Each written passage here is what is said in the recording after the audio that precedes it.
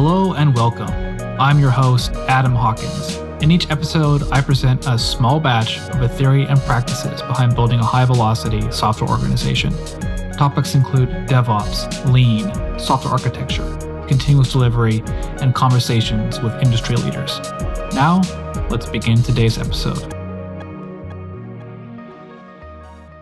Hello again, Adam here for the final episode of the Saltside Chronicles.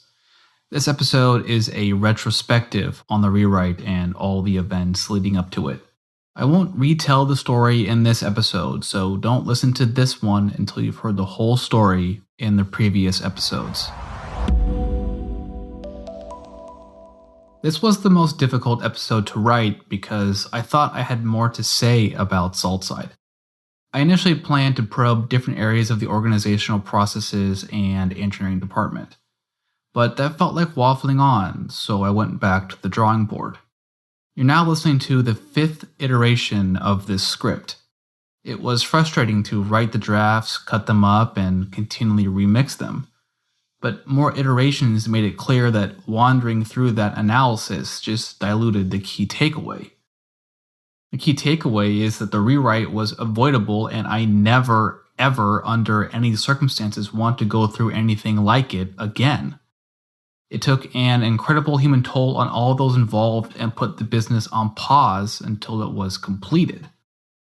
So, listener, if you're thinking of a Big Bang rewrite, then you are going the wrong way. Find another way. The Big Bang rewrite is a nuclear option that should be avoided at all costs. But there's something enticing about a rewrite, though. It's an opportunity to right the wrongs and just do it right. Well, I learned the hard way that that's a bigger project than you ever expect. That was especially true at Saltside. The challenge for us was that it didn't start off like that, but it snowballed into something much bigger and left us with no escape hatch. Then the long project negative feedback loop kicked in. And if you've worked in the industry long enough, you know what I'm talking about. This is a situation where requirements change or staffing changes or priorities change that just make it harder to complete the project. These changes make the project go longer, which then increases exposure to more kinds of changes. So it's impossible to break out of this feedback loop without cutting scope. Unfortunately, we fell for the siren song of trying to solve all of the problems. That is, until we ruthlessly cut scope. That enabled us to decide on something that we could ship and then iterate on. That was the only way we were able to complete the rewrite. Without that, we'd endlessly discover new product requirements which would increase the scope, thus activating the negative feedback loop. I remember how optimistic I was about solving all the problems.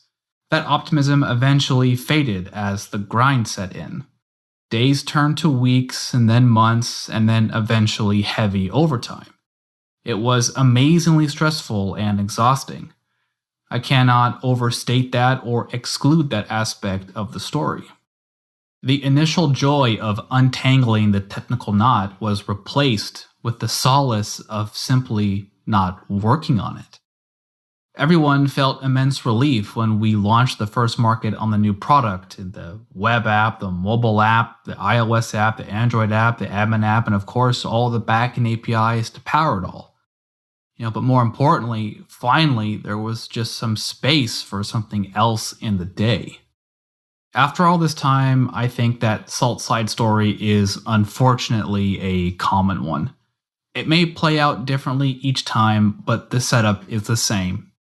Early and continued focus on features without strong technical leadership create a technical debt trap.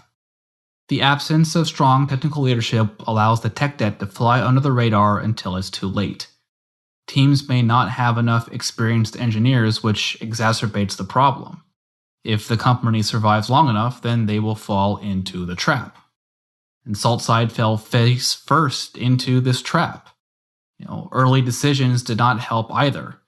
Building config into a database set one landmine.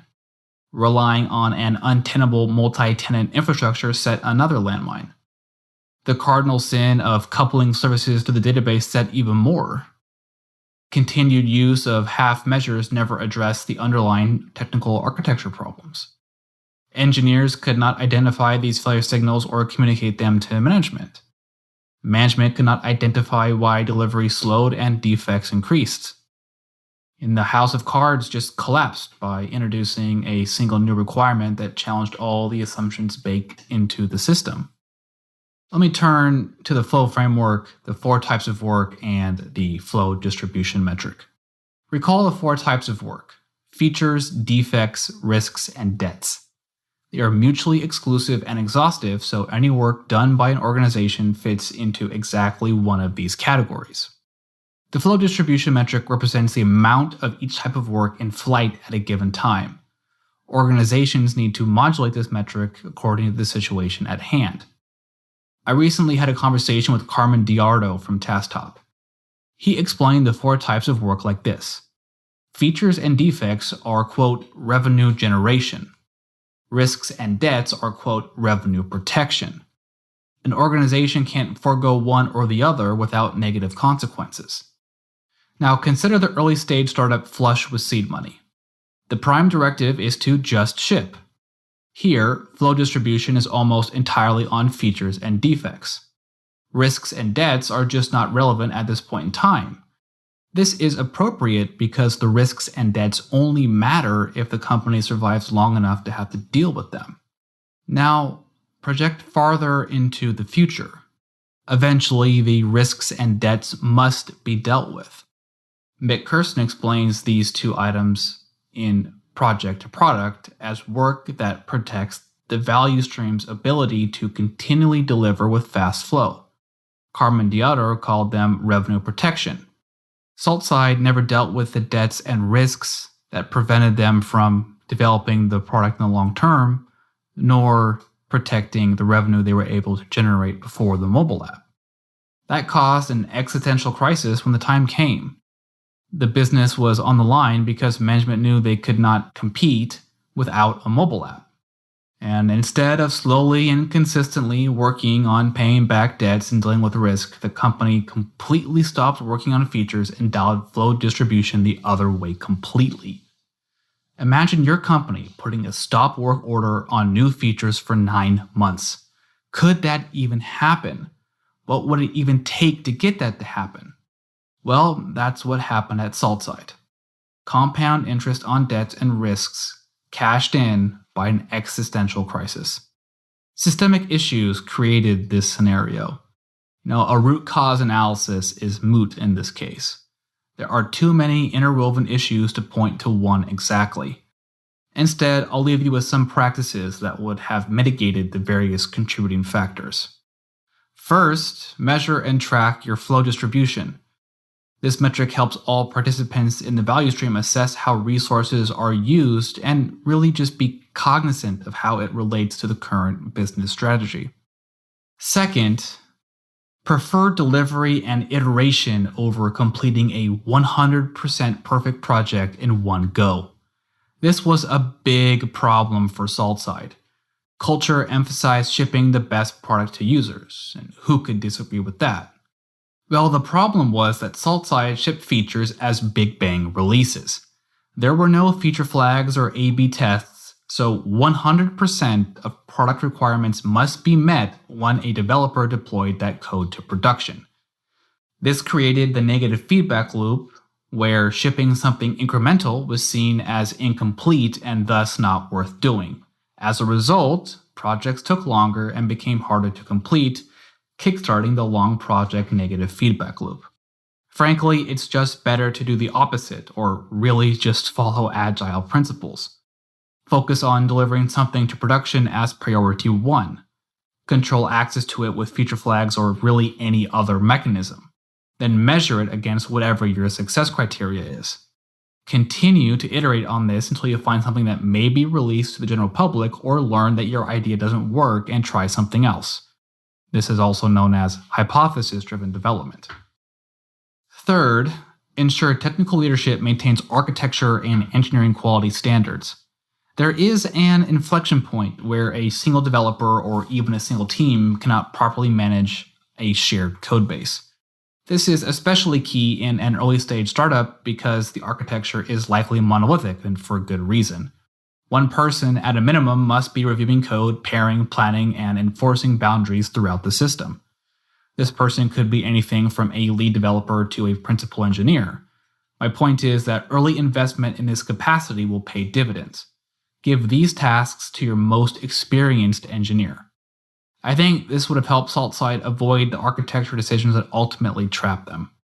Fourth, just never skip on building automated tests. Automated tests are the lowest layer of the software delivery pipeline. Software delivery success predicates on the ability to transparently pass or fail a change with automated tests. I guarantee you that a product without automated tests will be lower quality than one covered by an automated test suite. If a developer introduces a key feature without automated tests, then in my experience, adding them later is orders of magnitude more difficult than adding them at the start, which in practice means that they never get added.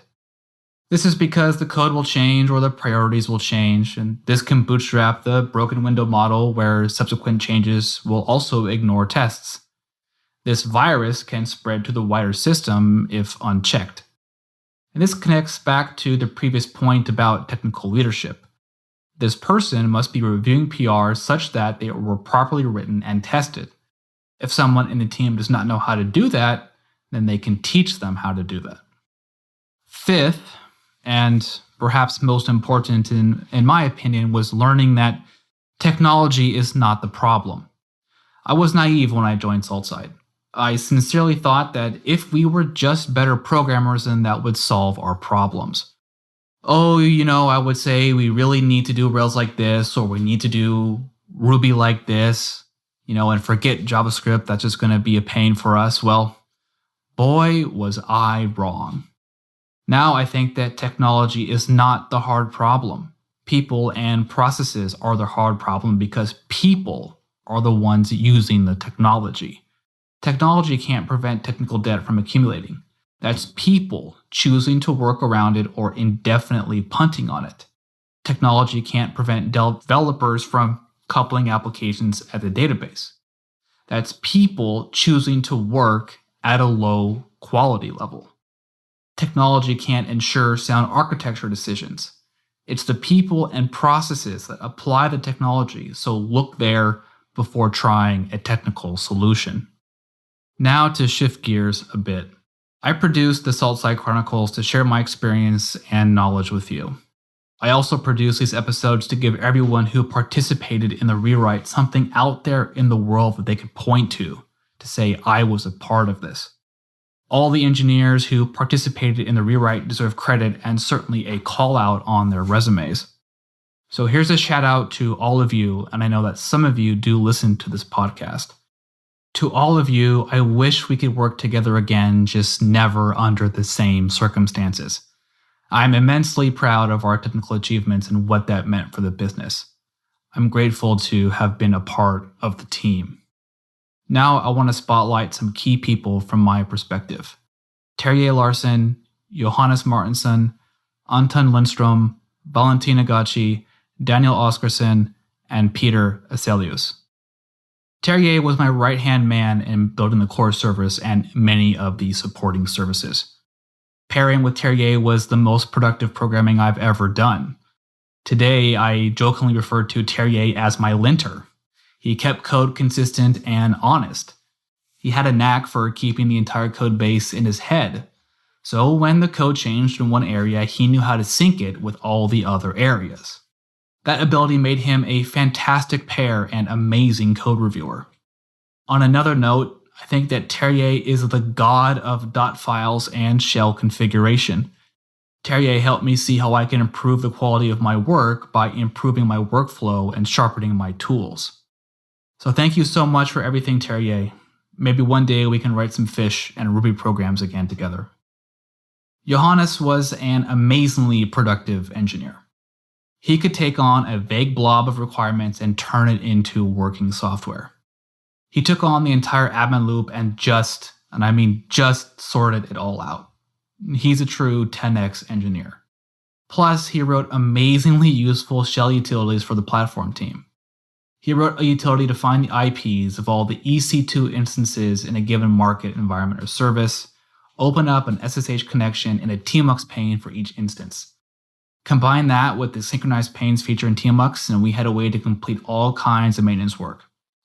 That program alone saved our team hours and undoubtedly unlocked capabilities we didn't even know we needed. Johannes inspired me to level up my shell programming game. So thank you, Johannes, for showing me the ways of the Force. Anton single-handedly saved the rewrite by forking Thrift and adding union support to the Go library. We hit a roadblock about a third of the way through the rewrite when we learned a common Thrift IDL feature we use was not supported in Go. This really could have sunk the entire project. All of us thought that there was no way we could actually solve the problem inside Thrift. It just really seemed out of our reach. So we came up with the workaround idea to use a proxy instead. Well, in comes Anton, just saying, well, raising his hand, I think I can fix Thrift. Give me a day. Well, turns out he did. Anton was just that kind of developer. He would contribute to any part of the stack that needed it and go about it humbly and confidently. Thank you so much, Anton. Valentin led the web team and Daniel led the mobile team. The three of us, plus the head of product and the CTO, formed the roundtable group that more or less steered the technical direction of the rewrite. The three of us collaborated so well in writing the core API that powered all of the user applications. We trusted each other to design the API such that it was consumable by all clients and met all the product requirements. We were really focused on what was best for the business. This roundtable group discussions often included productive conflict. Each of us had our own opinions and our preferred technical solutions. This often led to amazingly productive debates. Sometimes we couldn't decide between the three of us and the decision went to the CTO. Well, whatever the decision, the three of us always got behind it and did whatever was best for the product and user. It was my pleasure to work with both of you. Last and certainly not least, I would be remiss if I did not mention Peter. Peter single-handedly solved the infrastructure and deployment problem. This was a massive problem in hindsight, given that Peter was really the only person working on it. The results are truly impressive. Peter's contributions in other areas had a larger impact. And that's what I want to talk about. He turned me on to DevOps before I really even knew what it was. You see, Peter and I discussed the problems at Saltside for hours and hours. Peter brought the operations perspective. He approached the problem using lean principles, the theory of constraints, and critical paths. I brought the development side with a focus on testing, automation, software architecture, and quality. Talking with Peter made me understand that we weren't really solving technical problems, but we were really addressing business problems implemented with technology. These conversations informed our goals for the rewrite of 1. Create a system that protected business value over time. 2. Remove engineering from the critical path as much as possible. 3. Isolate systems for team and developer autonomy. And 4. Create streamlined teams supported by a compelling internal platform. Now, all of these things are discussed on the podcast, but we did them back then without a vocabulary to discuss them. It was just intuition for us. Little did I know that these conversations were the edge of a software delivery rabbit hole that I've been tumbling through to this day, now culminating with this podcast.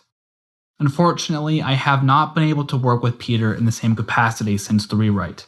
However, it is one of my long-term professional goals that we do work together again. And you should too if you ever get the chance. I certainly hope I do.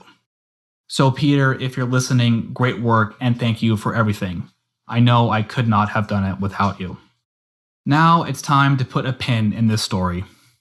Let me recap. The Saltside Chronicles covers the story of a company who needed to launch a mobile app but couldn't because of technical debt, and then eventually turned to a complete ground-up rewrite to solve that problem. It was a solution no one wanted, but ultimately worked out. It's a case study on software delivery and business. The results are simple. Avoid a complete ground-up rewrite at all costs. It will be harder than you think and take longer than expected. Instead, focus on incremental delivery and consistent technical investment. Remember Carmen Diardo's framing: revenue generation and revenue protection. Pouring all resources into revenue generation means nothing if it's not sustainable. That wraps up this batch. Visit smallbatches.fm for the show notes. Also find Small Batches FM on Twitter and leave your comments in the thread for this episode. More importantly, subscribe to this podcast for more episodes just like this one. If you enjoyed this episode, then tweet it or post it to your team's Slack or rate this show on iTunes. It all supports the show and helps me produce more Small Batches. Well, I hope to have you back again for the next episode. So until then, happy shipping. Are you feeling stuck trying to level up your skills deploying software? Then apply for my software delivery dojo. My dojo is a 4-week program designed to level up your skills building, deploying, and operating production systems.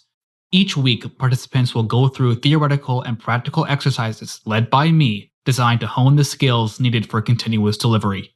I'm offering this dojo at an amazingly affordable price to Small Batches listeners. Spots are limited, so apply now at softwaredeliverydojo.com. Like the sound of Small Batches? This episode was produced by Podsworth Media. That's podsworth.com.